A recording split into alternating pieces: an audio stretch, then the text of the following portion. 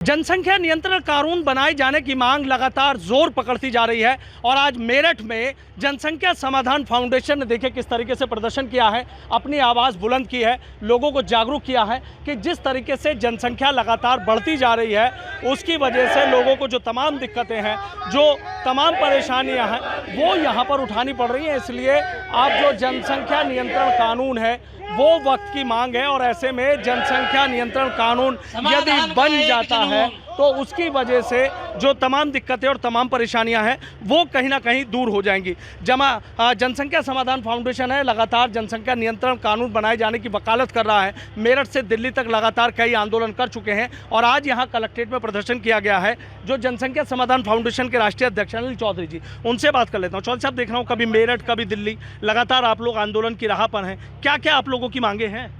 देखिए, देश में जनसंख्या नियंत्रण कानून बने। आज देश की आबादी 143 करोड़ को पार कर चुकी। विश्व में हम नंबर 1 हो गए आबादी के मामले में। विश्व का मात्र 2.4% भूभाग हमारे पास है, लेकिन 18% आबादी का भार ढो रहे हैं। अगर यही हाल चलता रहा तो आने वाले समय में बहुत समस्याएं खड़ी होंगी। उसके साथ साथ देश में जनसांख्यिकी असंतुलन भी है।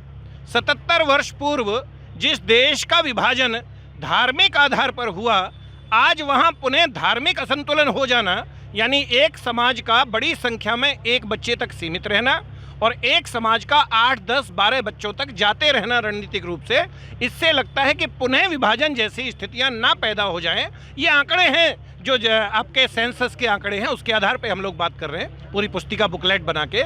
तो इसके लिए पूरे देश भर में आज विश्व जनसंख्या दिवस 11 जुलाई को होता है। देश के 400 से अधिक जिलों में धरना चल रहा है इसी प्रकार से। अब हम भी गाज़ियाबाद और हापुड़ के बाद यहाँ पहुँचे हैं, उसके बाद आगे जाएंगे। तो ये धरना है मेरठ में भी, रविंद्र गुर्जर जी के नेतृत्व में प्रदेश अध्यक्ष हैं। और एक ही मांग है, कानून बनाइए। कानून बनने के 1 वर्ष के बाद जो भी दंपत्ति 2 से अधिक संतान उत्पन्न करेगा उनकी सभी सरकारी सुविधाएं समाप्त हो, सरकारी सब्सिडी समाप्त हो, साथ साथ उन्हें मताधिकार से वंचित किया जाए। और फिर भी अगर ना माने, चौथे बच्चे की ओर जाएं, तो इसे देश के प्रति द्रोह मानते हुए कंपलसरी फोर्सफुल नसबंदी उठा के जेल में बंद कर दिया जाए। भारत है, धर्मशाला नहीं। यहाँ 8, 10, 12 बच्चे पैदा करने की छूट अब किसी को नहीं दी जा सकती। रविंद्र गुर्जर जी हैं, प्रदेश अध्यक्ष हैं। आपसे जानना चाहूँगा, देख रहा हूँ लगातार आज कलेक्ट्रेट पे आप लोग आए हैं, यही मांग है कि जनसंख्या नियंत्रण कानून बनना चाहिए? मेरी भी, हमारी सबकी एक ही मांग है, जनसंख्या नियंत्रण कानून बनना चाहिए। लेकिन मेरा इसमें एक मानना है,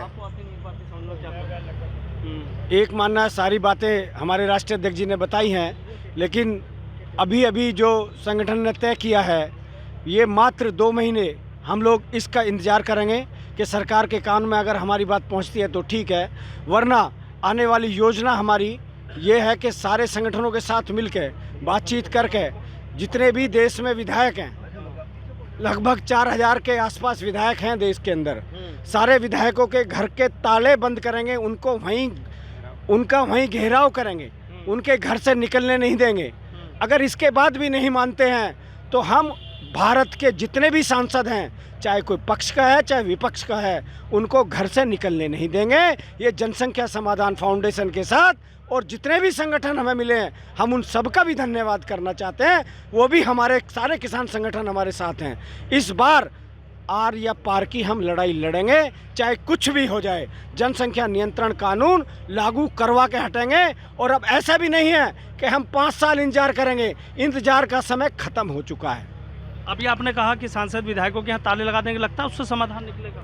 अरे वही तो हमारी वोट से बने हैं, हमारी कानून तो वही बने, समाधान कैसे नहीं निकलेंगे? वो चाहे हमें आज ही बना दें, अगर उनके दिमाग में आ जाए। उन्हें पता है, ये बात सबको पता है, लेकिन मात्र छोटी सी वोट के चक्कर में वो विधायक लिपटा हुआ है। उसे केवल वोट के लालच है, उसका ये नहीं पता कि जो 80% लोग हैं वो तुझे घूस भर देंगे, अगली बार तो होने का नहीं है। 80 वोटों की चिंता किसी को नहीं है, दूसरे वोटों की चिंता है जो नहीं होनी चाहिए।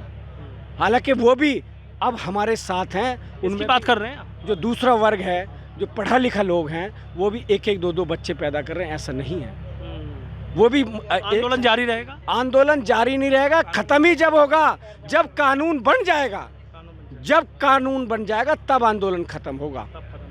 क्या लग रहा है आपको, जिस तरीके से आंदोलन चल रहा है, लग रहा है कि बदले वक्त की इस समय मांग है जनसंख्या नियंत्रण कानून? सचिन सिरोही मेरठ से, देखिए सबसे बड़ी मांग है, और मैं कह रहा हूँ 2014 से लेके 2024 के बीच में जो सरकार रही, अच्छे कार्य करिए, अच्छे कानून जो है बिल पास करे, कानून लाए, लेकिन मेरा मानना है जो हिंदुओं के लिए 100 करोड़ हिंदुओं के साथ एक धोखा किया है सरकार ने 2014 से 24 के बीच में, क्यों वो कानून नहीं लाया गया जो सबसे ज़्यादा जरूरी, हमारे संसाधनों पर कब्जा हो गया। कोविड आया, कोविड में आप देखिए कितना बुरा हाल था, कोविड के अंदर अस्पतालों में जगह तक नहीं थी, मर रहे थे लोग। आप ये देखिए इतनी बुरी स्थिति में हमारे बच्चों के भविष्य के साथ खिलवाड़ नहीं है क्या? 100 करोड़ हिंदुओं के साथ धोखा नहीं है? एकमात्र देश भारत ऐसा है जिसके अंदर इतने 100 करोड़ हिंदू हैं, उसके बावजूद भी एक धोखा हो रहा है हमारे साथ, और उस धोखे को माननीय प्रधानमंत्री से हमारी मांग है, प्रदेश अध्यक्ष जी में, राष्ट्रीय अध्यक्ष जी में है, इतना संघर्ष आंदोलन ज्ञापन हो रहे हैं जगह जगह, 61 जिलों में आज उत्तर प्रदेश के ज्ञापन है, देश भर में कम से कम 300 से ऊपर जिलों में हमारे ज्ञापन और धरना प्रदर्शन है। क्या ये कान आवाज़ में जानी रही है कानून तक माननीय प्रधानमंत्री जी के? ये मांग है, और अगर नहीं ये कानून आता है तो 10 साल बाद, 15 साल बाद इतना ये गृह युद्ध के हालात है और बहुत बुरी स्थिति हो जाएगी इस देश के। बहुत बहुत शुक्रिया। तो देखिए तमाम आपने देखा कि किस तरीके से जो जनसंख्या समाधान फाउंडेशन है उसकी लगातार जो मांग है वो जोर पकड़ती जा रही है, जगह जगह जो धरना प्रदर्शन है वो यहाँ पर किए जा रहे हैं। सनुज शर्मा, एबीपी न्यूज़, मेरठ।